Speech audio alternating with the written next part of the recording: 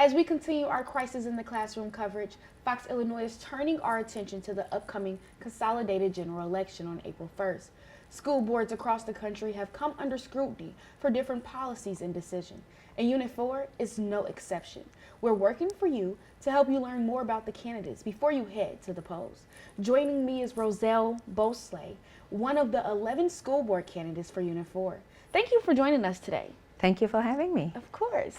So first we'll start off with our first question. What inspired you to run for the school board, and what key issues do you plan to prioritize if elected?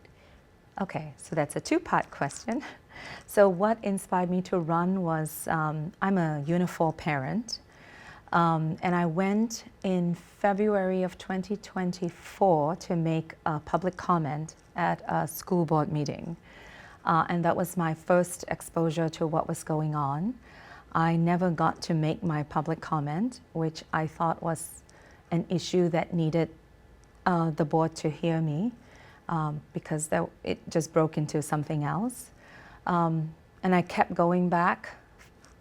The next time I went, I didn't get to make my public comment again because there was no quorum. And then I went back again, and I never got to. And that started to get me to think that we have issues here and we are not being heard because our current school board just cannot get along. I have been in education for more than 20 years of my life.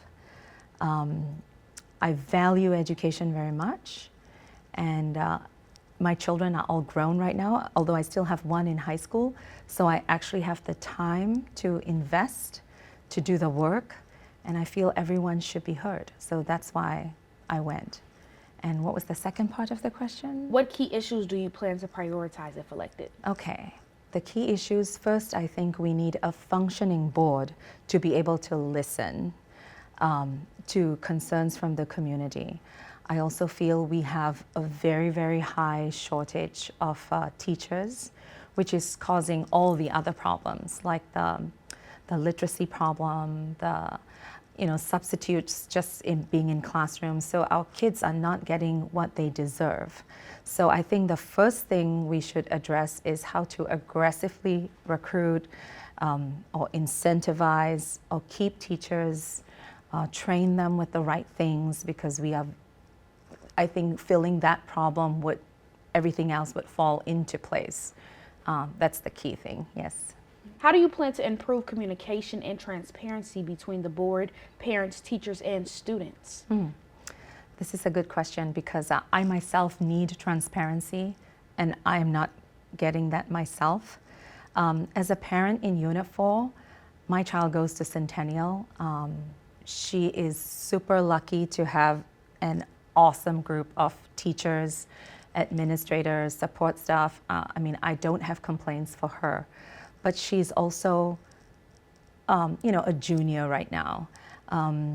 She tells me about things in school.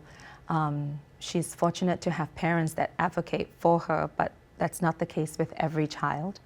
So we need to see a lot of this data. Recently, I know we have had SPED audit. I still don't know what the results are. I believe the results are out, but so I would like more transparency. As a community member, we are owed this. What is going on, things like that. So if I'm a board member, I would like to make sure that data is available for everyone, and whatever decision we make as a board, we have to be able to justify the decision, because people want to know why. Sometimes they just, you just cannot do something and don't say why. And if you say why, people will be a lot more accepting or understanding. And so right now, the communication, the understanding is not there. Given the recent controversy surrounding the current school board, what specific steps will you take to restore trust and bring stability to the district? So the good thing is 5 people are new, and 2 people are remaining. And I think what we have to do in the very, very beginning, before we all go on board, if I'm elected, is have a code of understanding how we are going to act as a board. because every time we fight or have a public display of whatever's going on, we are not doing the work we were elected to do, which puts our kids never in the forefront. A lot of personal issues and factions are being created. We cannot be a faction of different things. We have to be one united front. So I think the first thing we do is come to an agreement, which we are all on board with, that even if you disagree, we are going to disagree with understanding, with empathy, and not do what they're doing right now. What is one major issue you believe the current board has mishandled, and how would you approach it differently to ensure a better outcome for the community? Okay, so what I feel they mishandled is, I don't know really what they do behind the scenes, because they go sometimes into executive session and nobody knows what's going on there.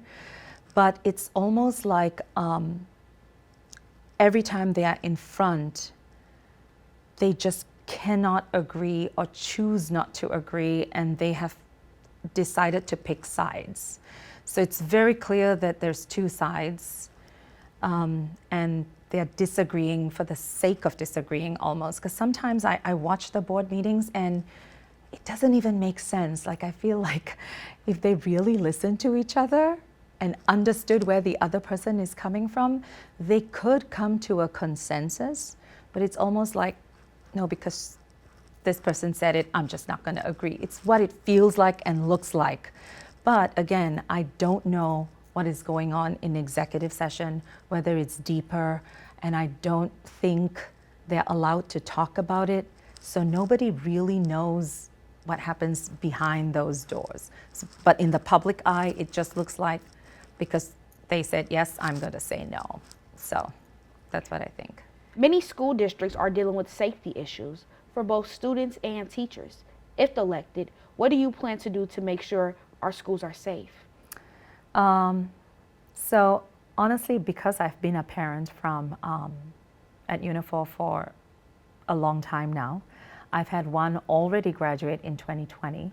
I do feel the safety has become better from my previous child who graduated in 2020. You know, they have put in metal detectors in the schools, which I think it's so much better now. The administration, at least the school that I'm most familiar with, Centennial, you know, the new things that they have implemented, the hall monitors, the regular checking and everything, it's only gotten better. So I hope across the board we can have similar things in all schools, whether we need to increase security people or hall monitors or things like that, because children need to be watched at all times and no one should be left unattended to. So if classrooms are filled, this is a big thing, because sometimes classrooms are not filled. Having subs every day can be a little bit of a problem. I know subs, sometimes things happen, we have to have them, but consistency with the same adults, enough adults in the building, metal detectors, you know. Another thing I was thinking about is also clear backpacks, but we don't have this problem anymore. I feel it's gotten a lot better, so. Okay. And this is my last question for you. If elected, will you continue to support the anti-racism policy the district has put in place? Absolutely. Absolutely. As a person of color myself, we have always been in situations, you know, that's a little bit difficult. I teach my children to advocate for themselves. And sometimes we just have to always advocate, and anti-racism is very, very important. Yeah. Okay, well, that was my last question. Okay. Thank you so much for coming. Right. Thank you. Thank you. Thank you for watching. Make sure you subscribe to our YouTube channel and watch more videos from News Channel 20.